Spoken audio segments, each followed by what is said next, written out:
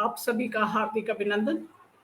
यूं तो यूं ही हम जन्म लेते हैं, हमारा धरती छोड़ने का भी तय हो जाता है। आज से ठीक 1 साल पहले कोरोना काल में हमारा साथ छूटा आदरणीय कवि घनश्याम जी से, जिन्हें हम हर पल यादों में रखे हैं। उन्हें भूल पाना इतना आसान नहीं, इसलिए जिन्हें भूल पाना आसान नहीं, मैं उन्हें स्वर्गीय नहीं कहती। इसलिए वे हमारे साथ छोड़ता नहीं है। वे हर पल गजलों से, मुक्तक से उनसे हम लोगों ने बहुत कुछ सीखा, हम बहुत कुछ जाना। लेख मंजूषा पेज पे आप सभी का जो भी यहाँ उपस्थित है, मैं स्वागत करती हूँ। मेरे साथ जुड़े हुए हैं लेख मंजूषा के उपाध्यक्ष आदरणीय मधुरेश नारायण जी। आपका हार्दिक स्वागत, अभिनंदन। प्रणाम। आप उनके बारे में जो भी कहना चाहें या गजल उनकी प्रस्तुति देना चाहें, मंच पे आपका स्वागत है, आदरणीय मधुरेश नारायण जी। घनश्याम जी के बारे में क्या कहूँ, मैं तो निःशब्द हो जाता हूँ कुछ भी कहने के लिए। इतना माने उनका स्नेह मुझे मिला, मेरे प्रति इतना आत्मीय भाव रखते रहे। मुझे याद है कि मेरे जन्मदिन पर वो खास करके पटना सिटी से चल के मेरे पास आए थे और मुझसे भेंट किया और अपने भेंट स्वरूप उन्होंने एक पुस्तक और एक कलम के रूप में मुझे भेंट दिया था। मैं उस पल को, उस क्षण को भुला नहीं हुई, इसलिए कि इस उम्र में कोई जल्दी किसी का बर्थडे याद नहीं रखता है, कोई किसी के यहाँ आता जाता नहीं है, लेकिन वो बहुत पार्टिकुलर थे इन सब बातों में और वो याद रखते थे। तो उनकी जब भी याद आती है, मुझे लगता है जैसे अभी पिछले साल में अपने बड़े भाई को भी खोया है, मुझे लगा कि मेरे एक दूसरे बड़े भाई जो हैं वो चले गए हम लोग के बीच से। ठीक है, अब आना जाना तो प्रकृति का नियम है, जो लोग आता है उसको जाना ही है, लेकिन वैसे समय में चले जाना जो कि अभी उनकी वैसी उम्र नहीं थी, अभी वो हम लोग के बीच रहते, कुछ हम लोग को और साहित्य के बारे में, कविता, मुक्तक, गजल के बारे में कुछ बताते। खैर, भगवान को भी लगा होगा कि उनके यहाँ कोई उस तरह का काव्य पाठ करने वाला, गजल सुनाने वाला नहीं है, इसलिए उन्होंने उनको बुला लिया अपने पास। उनकी आत्मा जहाँ हो वो में शांति मिले, उनके परिवार के सदस्यों को शांति प्रदान करे भगवान, ताकि उनके बच्चे जो हैं उनकी कृति को आगे बढ़ावें, उनके नाम को आगे बढ़ाएं।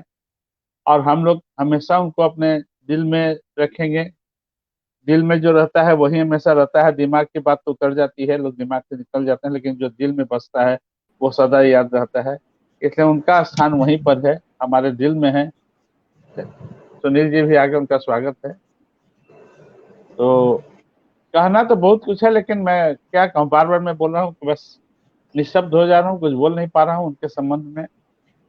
हमेशा मैंने जिस दिन उनको जाना था उसके एक रात पहले उनसे हमारी बातें हुई और वो अपने कष्ट बयान कर थे सब कुछ। मुझे नहीं लग रहा था कि आज जो है वो अंतिम बार उनसे हमारी बात हो रही है, फिर कल से इनसे बातें नहीं हो पाएंगी, इनको हम लोग नहीं देख पाएंगे। तो वो क्षण, वो घड़ी हमको याद आ रहा है और इससे बहुत तकलीफ होता है। जब भी याद करते हैं बहुत तकलीफ होता है। और कहने के लिए बहुत कुछ है। चलिए हम सोचते हैं कि एक उनकी गजल सुना जितना करके। कुछ कहा जा सकता है कह जाइए, मौका है। नहीं, दिल भर आ रहा है, बार बार मैं क्या बोलूं। थोड़ा सा भगवान ने बहुत भावुक बना रखा है मुझे, भावुकता मेरे अंदर बहुत कुट कुट के भरी है, तो मैं बोल नहीं पाता हूँ। मैं चाहता हूँ कि उनकी एक दो गजल जो है मैंने उनका ये किया है वो आप लोग तक पहुंचाऊं, सुनाओ। सुन तो रहे हैं। अब आवाज मिली ना सुनील जी? सुनील जी, आवाज हमें मिल रही है मेरी? जी मिल रही है। 1 मिनट के लिए थोड़ा सा आपसे चाहता हूँ, क्योंकि हाँ बोलिए। अकेले सब सेटअप भी करना है और थोड़ी देर हो गया हमें ऑफिस से। अच्छा अच्छा, कोई बात नहीं।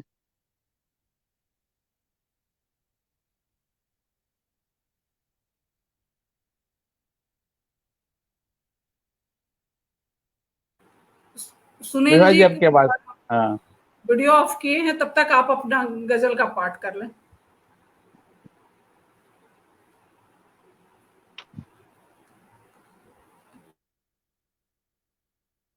उनकी गजल है,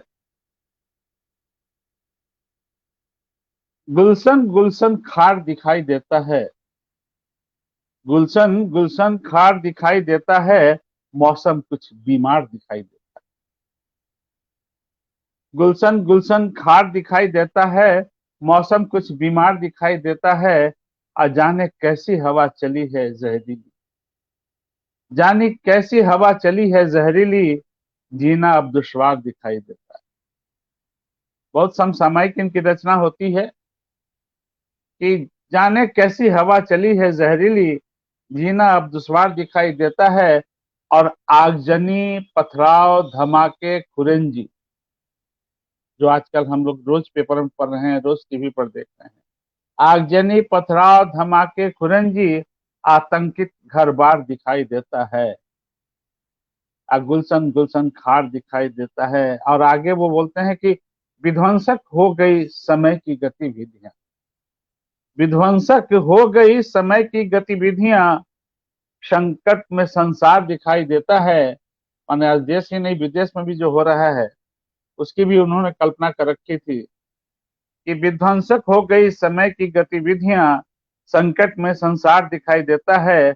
और टुकड़े टुकड़े रोज हो रही मानवता, टुकड़े टुकड़े रोज हो रही मानवता, धर्म हमें तलवार दिखाई देता है। और चाहे जो भी आप कहें हमको उनके, चाहे जो भी आप कहें हमको उनके गुस्से में भी प्यार दिखाई देता है। और उनका एक मुक्ता का शेर था कि जाने क्यों घनश्याम खून से रंगा हुआ, जाने क्यों घनश्याम खून से रंगा हुआ, हर दिन हर अखबार दिखाई देता है। और गुलशन गुलशन खार दिखाई देता है, मौसम कुछ बीमार दिखाई देता है। और एक और उनकी रचना है, मैं चाहता हूं कि वो भी मैं पढ़ूं। जी स्वागत है। कोठी नहीं है एक अदद झोपड़ी तो है, कोठी नहीं है एक अदद झोपड़ी तो है मुश्किलें हजार लबों पर हंसी तो है। और सही बात है, वो हर समय मुस्कुराते रहते थे, कभी हमने उनके चेहरे पर शिकन नहीं देखा था, हर उनकी परेशानी मुस्कान में भी मुस्कुरा। अंतिम समय जी तक बनी रही। जी जी उनके जी, मुस्कान से हमेशा हम लोग मुस्कुराते थे। वाकिफ हैं, और जी व्यक्तित्व का एक पहचान था उनका, उनकी मुस्कान। जी जी जी। तो वही लिखते हैं कि कोठी नहीं है एक अदद झोपड़ी तो है मुश्किलें हजार लबों पर हंसी तो है, लड़ती है तिरगी से कभी हारती नहीं, लड़ती है तिरगी से कभी हारती नहीं, दिए की रोशनी ही सही रोशनी तो है, दिए की रोशनी ही सही रोशनी तो है। और आगे कि जालिम नीडर है और जमाना डरा हुआ, जालिम नीडर है और जमाना डरा हुआ, इसकी वजह कहीं ना कहीं कुछ कमी तो है। और कानून की नजर से तो बच भी गए अगर, कानून की नजर से तो बच भी गए मगर, अपना गुनाह अपनी नजर देखती तो है, अपना गुनाह अपनी नजर देखती तो है। और हालात चाहे जो भी हो, हालात चाहे जो भी हो, फिर भी हर एक माँ, हालात चाहे जो भी हो फिर भी हर एक माँ बच्चों की बेहतरी के लिए सोचती तो है।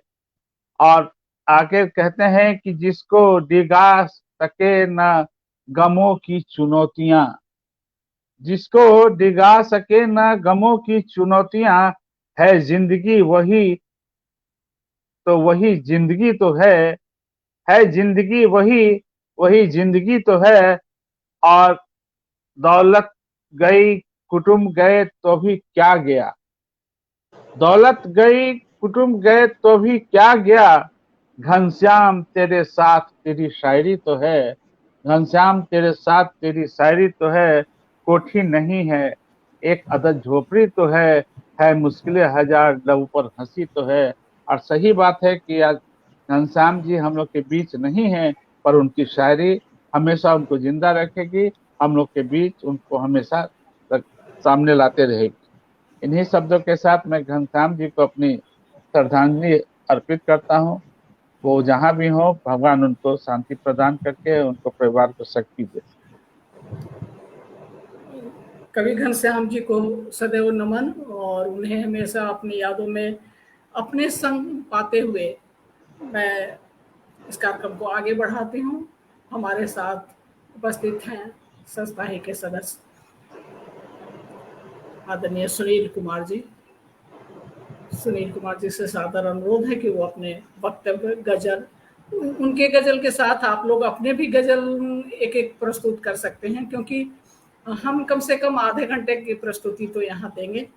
तो स्वागत है सुनील जी। मेरी आवाज दुरुस्त है? एकदम बुलंद है। बुलंद है। तो मैं कह रहा था, घनश्याम जी की स्मृतियों को नमन करते हुए, आप सबों को का अभिनंदन करते हुए, जैसे पूरा साहित्य जगत उनके अकस्मात निधन से, देहावसान से, उनके परलोक सिधारने के बाद मर्माहत था। मैं तो 1 माह पहले से अपने पिता को खोया था। तो वो घड़ी और वो कोरोना का वो प्रकोप काल, तो जैसे लगा कि बिल्कुल देखते देखते लोग चले गए। और घनश्याम भी, कवि घनश्याम जी भी उनमें से एक थे, जिनके साथ हम लोग रोज आयोजनों में शिरकत किया करते थे, जिनके साथ हम लोग मंच साझा किया करते थे। उनसे अचानक बिछड़ जाना तो लगा कि जैसे ये क्या हो गया। बिल्कुल अचानक था, अकस्मात था, और हठात विश्वास नहीं होता था। फेसबुक पर हाँ, हमने खबर देखी थी कि वो बुखार से पीड़ित है, लेकिन वो बुखार उनको काल कवलित कर देगा, ये तो जब सूचना फेसबुक के जरिए ही आदरणीय नीलांशु रंजन जी के पोस्ट से मिली, तो समूचा साहित्य जगत पटना का मर्माहत था, अवाक था कि ये क्या हो गया। घनश्याम, कवि घनश्याम, स्वर्गीय घनश्याम इस उम्र में नहीं थे कि उन्हें ऊपर का बुलावा आता। वो हम लोग के बीच थे, रोज रोज हमारे साथ शिरकत किया करते थे मंचों पर। और एक गजलकार के रूप में, साहित्यकार के रूप में सुप्रसिद्ध कवि घनश्याम हिंदी साहित्य में एक जाना पहचाना नाम थे। और हिंदी गजल के क्षेत्र में जो उन्होंने मुकाम हासिल की थी, अपनी एक अलग पहचान बनाई थी, वो आज भी हमें उनके गजलों में जो पढ़ते हैं तो हमारे लिए उनकी गजलें मानक हुआ करती थी। बिहार के मुंगेर जिले में जन्मे थे और हिंदी विषय से स्नातक प्रतिष्ठा की परीक्षा उन्होंने पास की और सरकारी सेवा में चले गए। और जैसा वो बताते थे कि वो बिहार राज्य विद्युत बोर्ड में लेखापाल पद से सेवानिवृत्त हुए हैं, और तब से वो पटना के किसी भी साहित्यिक आयोजन को जहां उन्हें निमंत्रण मिलता था, वो अगर स्वस्थ रहते थे, बिछावन पर नहीं रहते थे, तो जरूर जाते थे। और अस्वस्थ थे नहीं, वो अंत तक वो अस्वस्थ नहीं थे। उनका बुखार जानलेवा साबित हो गया, ये कोरोना का बुखार ही था कि उन्हें ले गया। तो कवि घनश्याम हिंदी साहित्य जगत के एक अनन्य सेवक थे। अपने जीवन पर्यंत उन्होंने साहित्य की सेवा की, वो जीवन पर्यंत साहित्य का सृजन करते रहे। यह दिगर बात है कि कोरोना महामारी के चपेट में आ गए और अकस्मात काल कवलित हो गए, और नियति की क्रूर हाथों के में उन्हें ये लोक से विदा कर दिया, परलोक सिधार गए। जैसा मैंने कहा कि उनके इस समाचार से समूचा साहित्यिक जगत हतप्रभ था। हठात विश्वास नहीं होता था कि अब क्या कहें, मतलब शब्द नहीं थे लोगों के पास कि इस दुख को, इस वेदना को व्यक्त करने के। न उस वक्त शब्द थे और न आज हैं। आज भी हम कहीं ना कहीं इस सितारे के असमय काल कवलित होने के कारण हम अपने आप को इनके प्रति जो हमारी संवेदनाएं हैं, जो वेदनाएं हैं, वो हमारा हृदय संभाल नहीं पाता। शब्दों में इसे व्यक्त करना कठिन होने लगता है। तो स्वर्गीय घनश्याम वैसे तो काव्य की बहुत सारी विधाओं में उन्होंने अपनी कलम चलाई और इसके अलावा उन्होंने लेख लिखे, कुछ आलेख लिखे, लेख लिखे, संस्मरण लिखे, लेकिन गजल पर, वो खास करके हिंदी गजलों पर, वो उन्हें जैसे मैंने पूर्व में भी कहा कि मैं उनकी हिंदी गजलों को अपने लिए मानक मानता था और वो ऐसे ऐसे शब्द प्रयोग करते, शुद्ध हिंदी के शब्द गजलों में लाते थे। और आदरणीय मधुरेश जी, भाई नसीम अख्तर जी, वो प्रभात धवन जी, सिद्धेश्वर जी और मैं तो अक्सर ही आयोजनों में साथ साथ जाया करते थे और वो बड़े नेक दिल इंसान थे और हमारे बीच कार्यक्रम के छाया चित्रों का आदान प्रदान भी हुआ करता था व्हाट्सएप के जरिए। तो वे काफी मिलनसार थे और मैं उन्हें अपना पथ प्रदर्शक मानता हूं।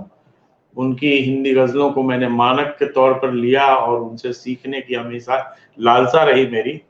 और वो उन्होंने कहा है कि मुझ में बहती है जो नदी मेरी, दरअसल है वो शायरी मेरी। तो हिंदी गजल की शायरी जो थी उसमें उनमें जैसे लगता था कि सहजता से बिल्कुल निकल रही, कोई मतलब सहज शब्दों का प्रयोग और सहज भाव सारे कुछ आते थे।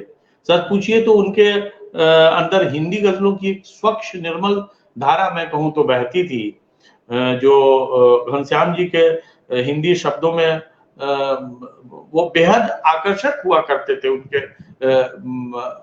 उनकी गजलों में उनके हिंदी के शब्द जैसे व्यर्थ मूल्यांकन हो गया है, भूत भय भीरुता के भगा दीजिए, ऐसे ऐसे हिंदी के शुद्ध अंतःकरण नहीं मिलता, जब मधु को नजर पंखुड़ी आ गई।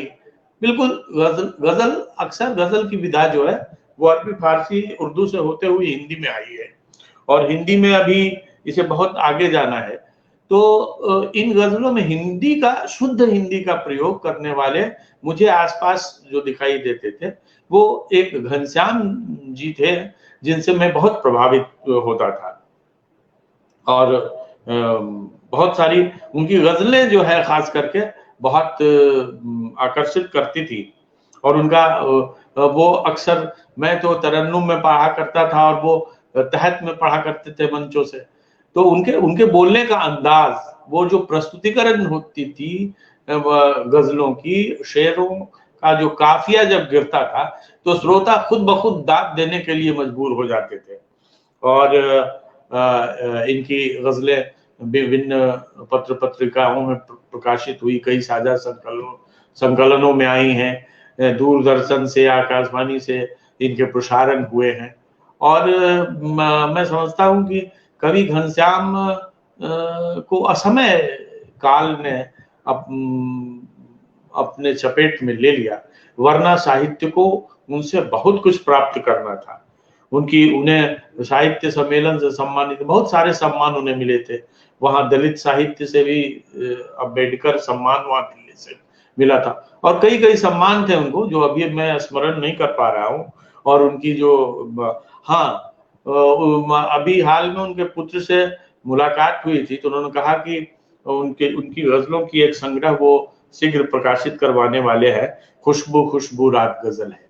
तो मुझे जानकर ये खुशी हुई और हम सब साहित्य प्रेमी प्रतीक्षारत हैं कि उनकी गजल की वो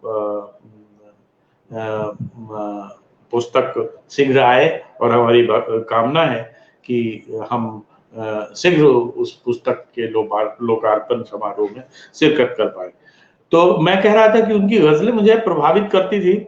और एक बात का वाकया है कि उनकी गजलें जो होती थी कि वो सामाजिक सरोकार से ज्यादा लगी होती थी, और मैं मोहब्बत की गजलें लिखा करता था। तो एक दिन हमारी गाड़ी में आदरणीय प्रेम किरण जी थे, स्वर्गीय घनश्याम। तो आदरणीय प्रेम किरण जी ने कहा कि सुनील जी, आप अदालत में, और अदालत में ढेर सारे विषय है, कभी उनकी ओर भी ध्यान रुख करिए, इन मोहब्बत के गजलों से थोड़ा निकलिए। लेकिन मैं क्या करूं, मेरी प्रकृति ही कुछ ऐसी है कि कहीं ना कहीं वो जो प्रकृति मेरी है वो मुझ पर हावी हो जाती है, और मैं गजल कहते कहते उसी मोहब्बत के रंग में रंग जाता हूँ। पता नहीं मेरे अंदर क्या वो धारा बह रही है, ये फिल्मी गीतों का प्रभाव है या अब क्या है मैं नहीं जानता। तो वो बात थी। तो मैंने वहां कहा था कि आदरणीय घनश्याम जी भी तो सर मोहब्बत लिखते हैं। बोले हाँ हाँ, लेकिन वो सामाजिक सरोकार भी लिखते हैं, आप भी सामाजिक सरोकार की बातें लिखी करिए। तो मैं जो आज यहाँ प्रस्तुति चुन के लाया हूँ उनके लिए, वो लाया हूँ जो अक्सर घनश्याम की जो श्रृंगार की कविताएं हैं, जो श्रृंगार की गजलें हैं, मैं उठा के वो लाया। तो मैं चाहूंगा कि उसकी प्रस्तुति हो, लेकिन उससे पहले मैं उनकी हिंदी की कुछ उत्कृष्ट रचनाएं भी पढ़ना चाहूंगा। तो अगर इजाजत हो तो मैं उनकी कुछ रचनाओं का पाठ करूं।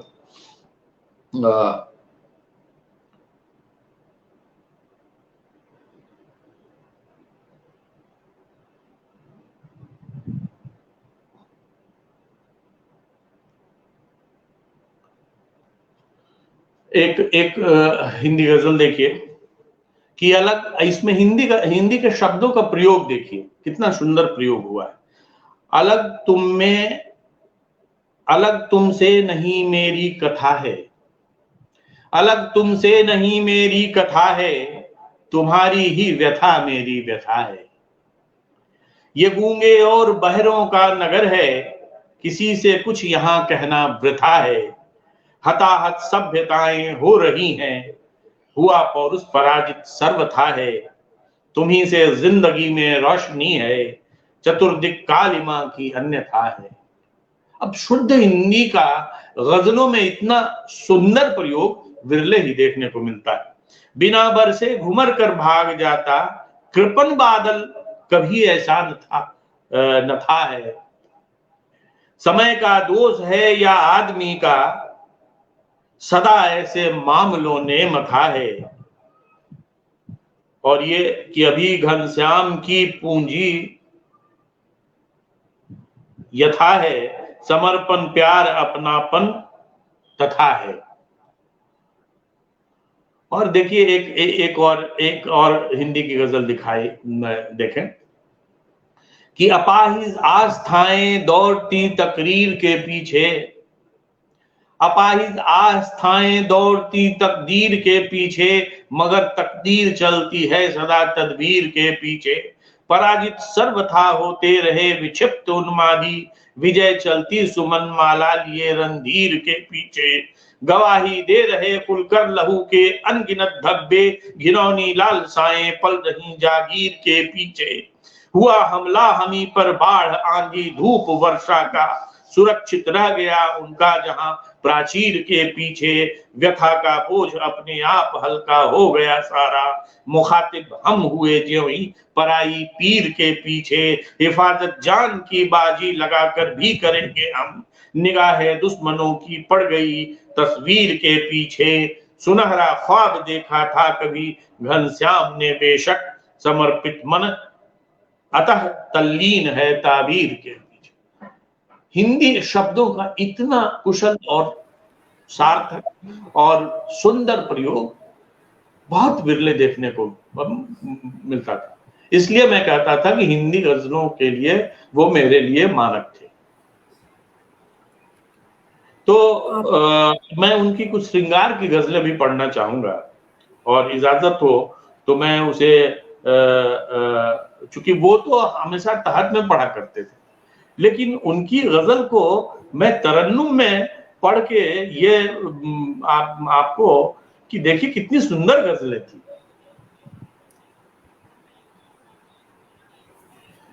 श्रृंगार की गजलें हैं।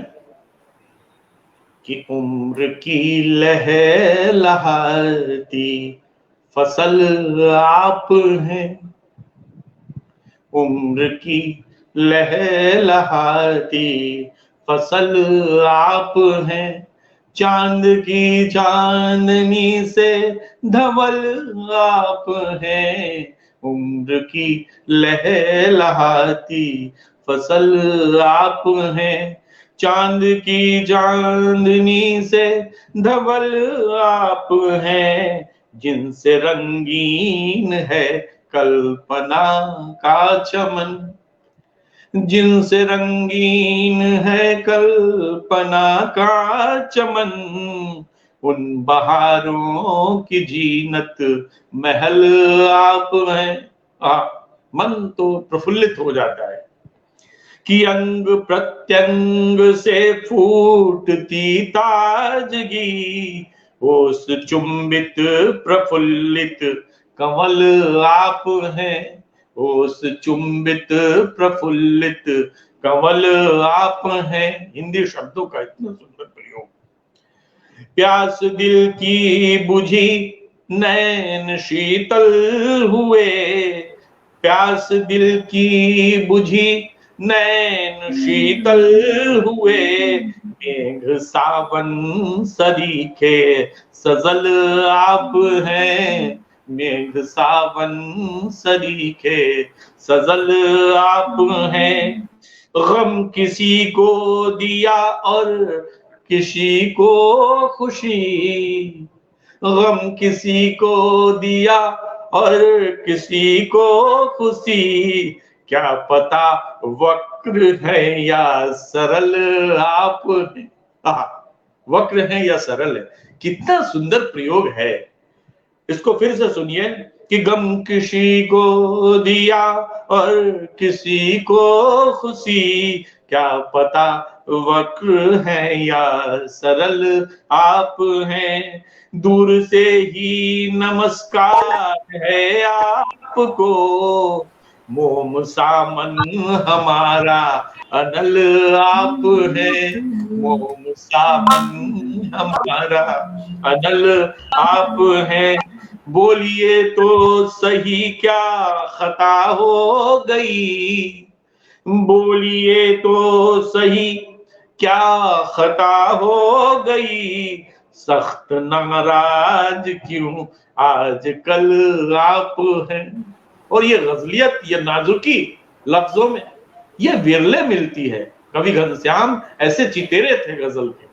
बहुत कि सुंदर। सच आप हैं बस मेरे वास्ते, सच कहूं आप हैं बस मेरे वास्ते, दूसरों के लिए तो गरल आप हैं, दूसरों के लिए तो गरल आप हैं।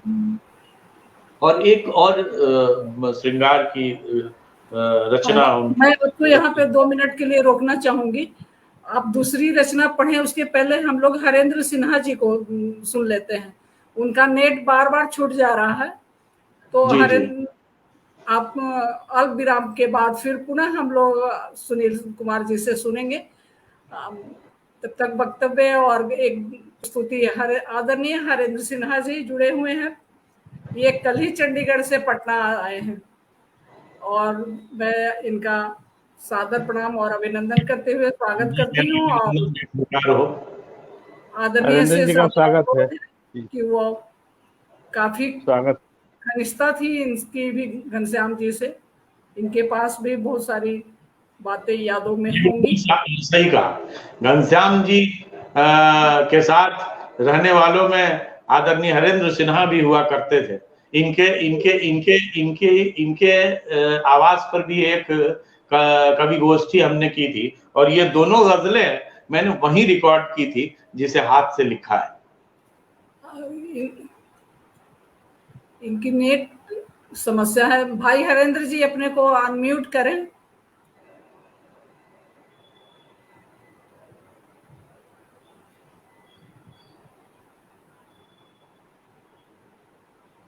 चलिए, अनम्यूट करते करते तो वो निकल गए। आप तब तक प्रस्तुति अपनी जो देना चाहते थे सुनील जी, जी एक गजल की प्रस्तुति और दे लें, कह रहा अगर उस था बीच में वो आ जाते कि हैं तो उनसे ये सुनते 2 हैं। गजलें जो एक मैंने पढ़ी और एक जो पढ़ने वाला हूँ, ये जी दोनों गजलें मैंने रिकॉर्ड की थी, वीडियो रिकॉर्डिंग इसकी की थी।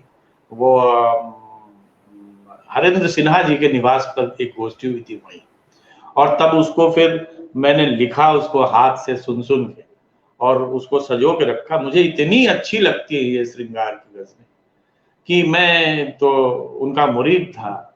कि कहते हैं कि सामाजिक सरोकार, लेकिन श्रृंगार भी वो कितना लिखा करते थे, उम्दा। देखिए एक श्रृंगार की और गजल। जुल्फों की घनी छाँव में आने तो दीजिए, जुल्फों की घनी छाँव में आने तो दीजिए, नैनों की भूख प्यास मिटाने तो दीजिए। और ये श्रृंगार का इस तरह से प्रस्तुतिकरण तो वाह वाह की झड़ी लगा देता था। न जुल्फों की घनी छाव में आने तो दीजिए, नैनों की भूख प्यास मिटाने तो दीजिए। और ये अंदाज देखिए कि रूठे हुए हैं यार, रूठे हुए हैं यार, मनाने तो दीजिए, बिगड़ी हर एक बात बनाने तो दीजिए, बिगड़ी हर एक बात बनाने तो दीजिए, घूंघट जरा सा आप उठाने तो दीजिए, घूंघट जरा सा आप उठाने तो दीजिए, जी भर के चांदनी में नहाने तो दीजिए, जी भर के चांदनी में नहाने तो जी दीजिए। और फिर दाद का तो हंगामा बर्पा होता, दाद तो इतनी मिलती थी इन गजलों पर कि पूछिए मत। और ये अगले शेर में अनुप्रास का किस तरह से उन्होंने प्रयोग किया है, वो देखिए, बड़ा काबिल तारीफ है ये अनुप्रास का प्रयोग। कि सुस्मित सुमन समान सुकोमल स्वरूप को, सुस्मित सुमन समान सुकोमल स्वरूप को। गजलों में अनुप्रास का प्रयोग इस तरह से मुझे तो नहीं देखने को मिला कि सुस्मित सुमन समान सुकोमल स्वरूप को, पलकों की पालकी पे बिठाने तो दीजिए, पलकों की पाल। अद्भुत है, अद्भुत है। ये रचनाएं घनश्याम को अमर कर गई हैं, वो आज भी इन रचनाओं में हमारे बीच है। नवनीत से स्निग्ध मुलायम कपोल पर, बिल्कुल शुद्ध हिंदी, नवनीत से स्निग्ध मुलायम कपोल पर, किंचित हमें गुलाल, किंचित हमें गुलाल लगाने तो दीजिए। क्या मुलायमियत से ये आग्रह है उनका, कितनी कितनी मुलायमियत है इन शब्दों में कि उनके शब्द और आपके से सुर बहुत अद्भुत। जी शुक्रिया। कमाल तो आदरणीय स्वर्गीय घनश्याम जी का है, जो अपने पीछे इतनी मधुर रचनाएं छोड़ गए हैं। वो भगवान उन्हें लंबी आयु देता तो वो हिंदी गजल की कितनी बड़ी सेवा वो करके जाते। तो नवनीत से स्निग्ध मुलायम कपोल पर किंचित हमें गुलाल लगाने तो दीजिए, मुझ पर हुजूर की जो मोहब्बत का कर्ज है, किस्तों में सही आप चुकाने तो दीजिए। कैसा विनीत आग्रह है, किस्तों में सही। किस्त, आज किस्त का जमाना है, जो लेना है ईएमआई पर ले लो। और ये कवि कितना सुंदर, वो ईएमआई चुकाने को तैयार है। मुझ पर हुजूर की जो मोहब्बत का कर्ज है, किस्तों में सही आप चुकाने तो दीजिए। और ये अंतिम शेर कि दुनिया में मोहब्बत से बड़ी चीज कुछ नहीं, दुनिया में मोहब्बत से बड़ी चीज कुछ नहीं, ये बात जमाने को बताने तो दीजिए। सामाजिक सरोकार लिखते लिखते मोहब्बत की कितनी बड़ी बात ये कहते थे। वो उन्होंने माना है कि मोहब्बत से बड़ी चीज कोई चीज नहीं दुनिया। तो इतनी सुंदर रचनाएं छोड़ गए हैं, जो अभी भी पढ़ते पढ़ते आंखों में आंसू आ जाते। तो ऐसे गए कहाँ हैं, छोड़ गए नहीं है, वो दे रहे हैं। अभी भी हम लोग उनके शब्दों से सीखेंगे। तो बहुत सारी रचनाएं तो अभी हमारे सामने आई नहीं। शरीर का जाना मुझे इसलिए ज्यादा नहीं खलता क्योंकि हम रोज तो किसी से मिलते नहीं हैं, एक शहर में होते नहीं है, इसलिए शरीर का जाना मेरे लिए बहुत ज्यादा महत्वपूर्ण नहीं होता। और इसलिए मैं जिनके शब्द हैं, जिनके सृजन है किसी रूप में भी, वो हमेशा यहाँ है।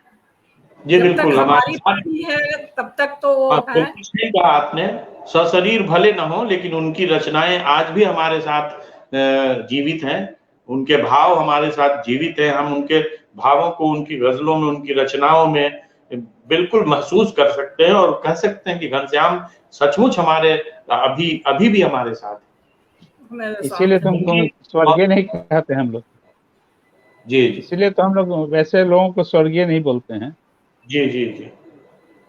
तो मैं क्या कहूं, मैं तो उनके समक्ष बच्चा था, उनसे सीखने की चेष्टा किया करता था। और वो उनको देख देख के मैं मुकाम दर मुकाम अपना हर्ष दर हर्ष निखरता गया। और उनके सानिध्य था, उनका जितना दिन लंबा साथ मिलता तो कुछ और मंजूषा के सदस्य जितना उनसे सीखे और उनके उपहार में मिले पुस्तक, और वो लेख मंजूषा के आयोजनों में उन्होंने मुक्तक की कार्यशालाएं की थी, सदैव के ऋणी हैं और वो तो हमारे बीच के हर पल उन्हें। जी बोलिए। बिल्कुल, लेख्य मंजूषा को भी उन्होंने जो दिया है, लेख्य मंजूषा उनका ऋणी है। वो हमारे अक्सर कार्यशालाओं में आया करते थे, हमें सिखाते थे, पढ़ाते थे कि ये पढ़िए, ये करिए।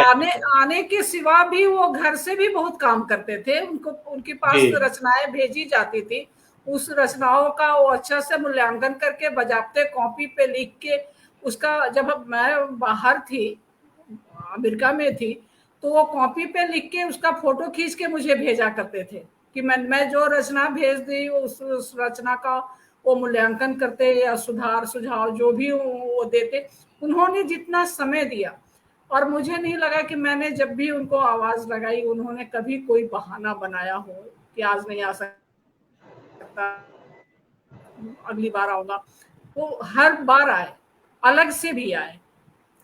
लेख मंजूषा के लिए गोष्ठी भी उन्होंने आयोजित किया, अलका वर्मा जी को उनके पुस्तक का लोकार्पण कराने के लिए लाए।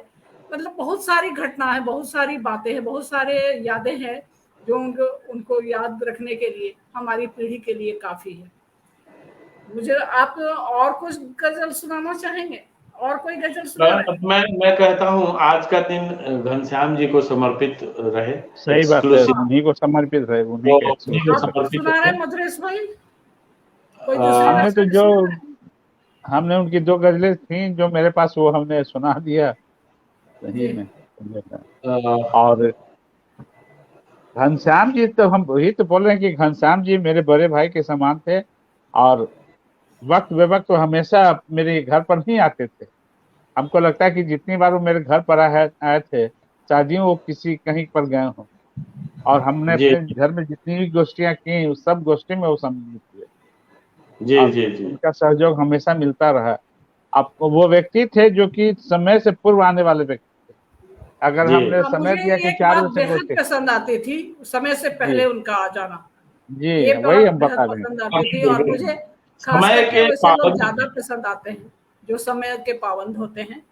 जी जी। आप लोग कोई चयन करें, तब तक मैं एक रचना जो उनका चयन की थी अपने वॉल पे लिखी जी थी, जो मैं हाँ सुन। आज यहाँ उनको स्मृति मैंने दिवस। उनकी एक रचना भेजी है आदरणीय मधुरेश जी को, और मैं चाहता हूं कि आप दीदी पढ़ लें, उसके बाद इसका पाठ मधुरेश जी के मुख स्वत व्हाट्सएप जी पर जी भेजे बिल्कुल हैं। व्हाट्सएप आप पर भेजे। देखिए सुनील जी, ये आपको व्हाट्सएप पे कोई रचना भेजे हैं, जब तक वो देखते हैं तब तक मैं इस रचना को सुनाती हूँ आप लोगों तो को। इसको आप जी जी जी दीदी। तो व्हाट्सएप तो इसी पर है, तो फिर हम इससे बाहर हो जाएंगे। दिक्कत जी दिक्कत तो ये हो जाएगा। दूसरा एक मोबाइल नंबर उस पर व्हाट्सएप कर दीजिएगा ना, है आपके 95 वाला नंबर, 7532 लास्ट नंबर है। सुनील जी को हम बोल रहे हैं। नहीं वो तो नाइन नहीं है। 9546। एक मिनट आप अगर नहीं नंबर है तो लिखवा आप मुझे भेजिए, मैं भेज देती हूँ।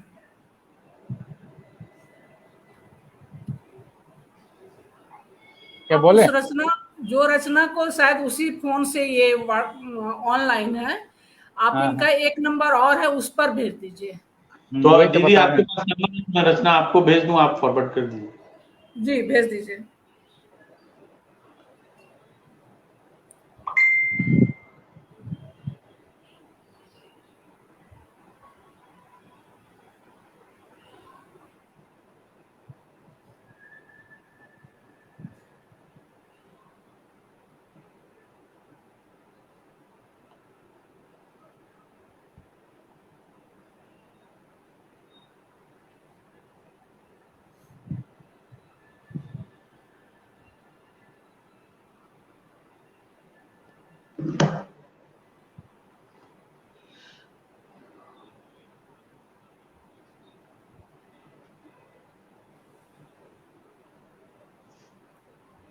भाई आप जब तक देखिए तब तक जी इस जी। गजल के शब्दों को आप लोग सुने। बोलिए बोलिए, आप बोलिए। उन्हें में नमन और आप सभी का अभिनंदन। अपाहिज आस्थाएं दौड़ती तकदीर के पीछे, अपाहिज आस्थाएं दौड़ती तकदीर के पीछे, मगर तकदीर चलती है सदा तदबीर के पीछे। पराजित सर्वदा होते रहे विक्षिप्त उन्मादी, पराजित सर्वदा होते रहे विक्षिप्त उन्मादी, विजय चलती सुमन माला लिए रणधीर के पीछे। गवाही दे रहे खुलकर लहू के अनगिनत धब्बे, गवाही दे रहे खुलकर लहू के अनगिनत धब्बे, घिनौनी लालसाएं पल रही जागीर के पीछे। हुआ हमला हमी पर बाढ़ आंधी धूप वर्षा का, हुआ हमला हमी पर बाढ़ आंधी धूप वर्षा का, सुरक्षित रह गया उनका जहां प्राचीर के पीछे। सुरक्षित रह गया उनका जहां सुरक्षित प्राचीर। रह गया उनका जहां प्राचीर के पीछे। व्यथा का बोझ अपने आप हल्का हो गया सारा, व्यथा का बोझ अपने आप हल्का हो गया सारा, मुखातिब हम हुए ज्यों ही पराई पीर के पीछे। हिफाजत जान की बाजी लगाकर भी करेंगे हम, हिफाजत जान की बाजी लगाकर भी करेंगे हम, निगाहें दुश्मनों की पड़ गई तस्वीर के पीछे। तस्वीर के पीछे। और अंतिम है, सुनहरा ख्वाब देखा था कभी घनश्याम ने बेशक, सुनहरा ख्वाब देखा था कभी घनश्याम ने बेशक, समर्पित मन अतः तलीन है ताबीर के पीछे। ताबीर के पीछे। फिर शुद्ध हिंदी का प्रयोग इतना सुंदर गजलों में तो। चलिए भाई मधुरेश जी, सुनील जी हाँ, लोग तो अभी सुनील जी ने, हाँ, सुनील जी ने जो भेजा है, एक और दीदी आपको भेजा है, उसको भी फॉरवर्ड कर दीजिए। उसमें भी आपने जो रचना पढ़ी वो है, और एक मैंने पढ़ी, और एक और रचना है, 3 गजलें हैं एक साथ। दीदी मैंने आपको भेजा है, आप कर सकती हैं तीसरी रचना के पाठ के लिए उन्हें फॉरवर्ड। चलिए, तो अभी जो आपने भेजा मैं उसकी मैंने पहले पाठ कर दूं। इसमें भी एकदम विशुद्ध हिंदी का प्रयोग है। जी जी बिल्कुल। कि क्षितिज की गोद में बैठा भकाभक लाल है सूरज, भकाभक लाल है सूरज। आप तो तरन्नुम में कहिए। इतना जल्दी तो नहीं संभव है। अब सुनील जी के जैसा हम एक्सटेम्पो नहीं पाते हैं, हमको कोशिश करना पड़ता है। कि क्षितिज की गोद में बैठा भकाभक लाल है सूरज, अंधेरे के लिए जैसे कोई भूचाल है, अंधेरे के लिए जैसे कोई भूचाल है सूरज, लुटाता मुक्त हाथों से अछूती रश्मियां अपनी, लुटाता मुक्त हाथों से अछूती रश्मियां अपनी, अलौकिक रश्मि का फिर भी बड़ा टकसाल है। क्या बात है। और आगे देखिए कि समूचा विश्व जिसकी ऊर्जा ऊर्जास्फीत है, और ऊर्जास्फीत है, समूचा विश्व जिसकी ऊर्जा से ऊर्जास्फीत है, मिलाए क्या कोई नजरे धधकता ज्वाल है सूरज, और उलझ कर वादियों में गर मुसाफिर राह खो बैठे, उलझ कर वादियों में गर मुसाफिर राह खो बैठे, स्वतः उसका सहायक। हाँ, असल में ये प्रिंट बहुत हल्का आ गया है। जी जी जी। स्वतः उसका सहायक हम सफर दिक्पाल है सूरज। काफिया देखिए कैसे कैसे काफिया है। वही अब देख रहे हैं, क्या बात है। असहज संभाव से सशने सबकी सुधि लिया करता, आपका अनुप्रास का यहाँ भी प्रयोग है कि सहज संभाव से शसने सबकी सुधि लिया करता है। हाँ, जगत कल्याण हित तत्पर सतत भूपाल है सूरज, कटोरी से नवग्रह भेज पर नव के सुसज्जित है। हाँ, कटोरी से नवग्रह मेज पर नव के सुसज्जित हैं, अवस्थित मध्य में उनके सुनहरी थाल है सूरज। और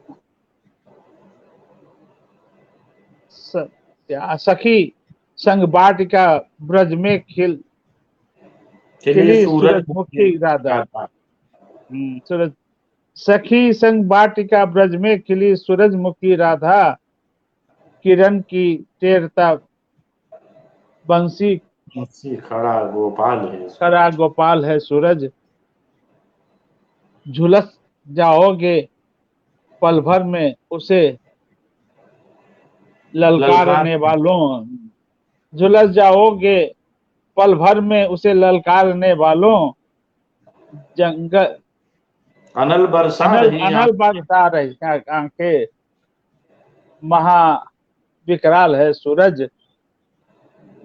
अगर सूरज नहीं होता तो दुनिया भी नहीं होती, जहाँ की जिंदगी के नाम रोटी दाल है सूरज। आज अंतिम है कि चिपक जाएं अगर घनश्याम नभ के स्वच्छ चेहरे पर, तो उसकी जेब से लटका हुआ रुमाल है सूरज, उसकी जेब से लटका हुआ रुमाल। और एक गजल और थी वो मुझे कहीं मिली अनगिनत नहीं। गजलें, अनगिनत मुक्तक, अनगिनत कविताएं, सही हम बात है, बहुत सारी हैं उनकी। उन्हें पुनः और हिंदी याद के इतने करेंगे। सुंदर सुंदर काफियों का प्रयोग किया है उन्होंने कि वो जी एक गजल और थी उनकी, उसमें भी काफिया का ऐसा कमाल था, लेकिन वो गजल मिली नहीं अभी तक मुझे। मैं चलिए, कोई मैं बात नहीं, उसको ढूंढ के रखिएगा, हम लोग फिर किसी दिन उन पर कार्यक्रम रख लेंगे। और हाँ उनकी सही बात गजल, है। मुक्तक के लिए तो हम जिस दिन कहिएगा हम लोग उपस्थित हैं, उनके हाँ हाँ, ऋणी हैं। उनको नमन करते हुए आज की गोष्ठी को यहीं पे समाप्त करते हैं। अपनी जी वाणी जी को जी। अपने को विराम देते हुए आप सभी का हार्दिक अभिनंदन करते हुए, धन्यवाद करते हुए, सबसे मेरी पहले तो मैं धन्यवाद आपका करूं विभा जी कि नहीं आपने मुझे ये नहीं, मंच मतलब प्रदान मुझे किया। शर्मिंदा नहीं नहीं नहीं, शर्मिंदा कीजिएगा। मैं नहीं कर रहा हूँ कि ये मंच आपने प्रदान किया हम लोगों के लिए। ये मैं मंच सब उनका ऋणी चाह है। भी रहा था। अगर हाँ उनको हम नहीं, ये मंच मैं- उनका ऋणी है और इस हाँ, ऋण नहीं को सही हम बात है, संतोष मंच तो ऋणी जुटाने है ही, इसलिए लेकिन जो ये गुरु हम आपने लोगों को। इनिशिएटिव लिया, आपने ये मैं किया ताकि हम लोग जुड़ सकें। धन्यवाद स्वीकार नहीं करूंगी, इसलिए कि नहीं आप लोग साथ देते हैं तभी कुछ हो पाता है, इसलिए नहीं नहीं, सही बात है, वो साथ वाली देने जो के लिए हम लोग कहावत है कि हर अकेला समय चलना मौजूद है बहुत साथ नहीं देने के होता। लिए। नहीं सही बात है, लेकिन ये हमने सोचा भी नहीं था कि इस तरह हम लोग को प्लेटफॉर्म मिलेगा जहाँ पर हम लोग कभी घनश्याम जी ये के बारे मंच में अपनी बातों को। सभी के लिए है और हाँ बाहर के लेख मंजूषा पेज पे, मैं अपने पेज पे, टाइमलाइन पर सब जगह बनाई थी, और लोग आते तो ज्यादा अच्छा लगता, लेकिन हाँ सही ऐसा बात है, नहीं है। पता नहीं क्यों। मेरा एक उद्देश्य है कि अगर मेरे साथ एक भी आएंगे तो, अगर कोई नहीं भी आता तो मैं अकेले भी आके उनको नमन तो जरूर करती। आप लोग नहीं आए, नहीं ये बहुत जी अच्छा लगा। आप लोगों का सही बात। हार्दिक आभार, उपस्थिति को नहीं आप फिर यहाँ पेज हम पे लोग जो भी आभार के भागे दे नहीं रहे है, हैं, और हम लोग को आभार। आना ही था। हम हाँ, लोग प्लेटफॉर्म मिला आना तो हम लोग चाहिए, को आना ही था। हाँ जी ना। चलिए बहुत अच्छा लगा, मैंने सबको आज आना तो सुबह शुभ रात्रि। मैसेज देखा संयोग से, और मुझे लगा कि मैं तो मुझे तो जरूर, मेरे साथ के व्यक्ति थे, मुझे जरूर उपस्थित होना चाहिए था। और नहीं, मुझे इसमें वो इसमें ऑफिस की भी ज्यादा से ज्यादा जिम्मेदारी। उपस्थित होना चाहिए था, सदस्यों को भी आना चाहिए था, बाहर से लोग। मैं गोरख मस्ताना जी को दी थी, मैं चंदन जी को भी लिंक मैंने सबको भेजा था, जी जी जो लोगों को, बाहर के लोगों को भी भेजा, लेकिन सबकी व्यस्तता है। हाँ, 5 मिनट व्यस्तताएं 10 अपनी मिनट लोग नहीं निकाल पाए, मुझे ये तो अलग लग रहा बात। है मैं भी लेकिन ऑफिस से आप लोग समय आए, ये सफल रहा, ये कार्यक्रम नहीं आज नहीं, का सफल रहा। आप चलिए लोग घनश्याम जी के लिए था इसलिए हम लोग को समय निकालना ही था। हम खास करके मैं तो हमेशा उनके लिए उपलब्ध हूँ, जब भी कोई कार्यक्रम हो, समझे ना। क्योंकि मैं ऑफिस गोअर नहीं हूँ, इसलिए मेरे साथ वो मजबूरी नहीं है जो सुनील जी के साथ है, इसलिए तो इस चूंकि कार्यक्रम हम के लिए लोग उनके लिए। अभी, आज की उपस्थिति इतनी नहीं होती कि हम लोग स्थल पर उपस्थित होकर उनको नमन करते तो ज्यादा अच्छा लगता, लेकिन जब घर बैठे लोग साथ नहीं दिए तो हॉल में इस गर्मी में कौन आता। जिस वजह से मैं हॉल में नहीं की, इसका भी मुझे अफसोस है, लेकिन एक दिन उन पर कार्यक्रम किया जाएगा, जिस दिन जी भी बेहतर। हाँ, जी सुधरता है। या हम लोग 15 को भी उनकी गजल की प्रस्तुति कुछ रख सकते हैं, 15 मई, हाँ 15 मई को जो हाँ, हमारा कार्यक्रम होगा उसमें ज्यादा लोग रहेंगे, तो हम लोग उस ठीक। दिन भी रख सकते हैं कार्यक्रम। एकदम एक्सक्लूसिव एक सत्र हम लोग उनके लिए रखें, बेहतर। तो लाइव मैं बंद करती हूँ।